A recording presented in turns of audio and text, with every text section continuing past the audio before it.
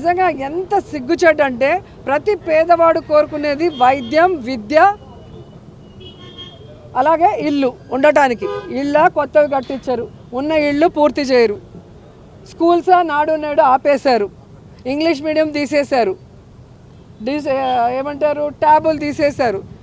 వాళ్ళకి మంచి చదువును అందించాలన్న ఆలోచనని చంపేశారు. ఎంతసేపు నారాయణ చైతన్య బాగుంటే చాలు చంద్రబాబు నాయుడికి.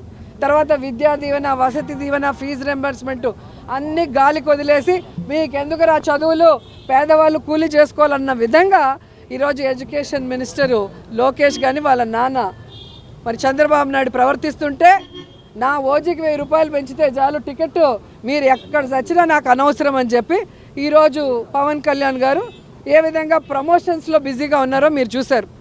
ఒక రైతు సూసైడ్ చేసుకుంటుంటే, ఒక రైతు ఈరోజు తనకు మద్దతు ధర రాలేదు అని ఏడుస్తుంటే, వాడి మద్దతు ధర కోసం పోరాడాల్సిన పవన్ కళ్యాణ్ గారు ఈరోజు దాన్ని పక్కన పెట్టి కేవలం హరహర వీరమల్లుడు రేట్లు పెంచుకోవడానికి, ఓజీ రేట్లు పెంచుకోవడానికి, ఈరోజు షూటింగ్లు చేసుకోవడానికి ఏ విధంగా ప్రజా ధనాన్ని దుర్వినియోగం చేస్తూ, ప్రజలు ఇచ్చిన ఆ ప్రోటోకాల్ని దుర్వినియోగం చేస్తూ ఈరోజు తను ఎంజాయ్ చేస్తున్నాడు లైఫ్, ప్రజల్ని గాలికి వదిలేసి అనేది మీ అందరికీ తెలియజేస్తున్నా.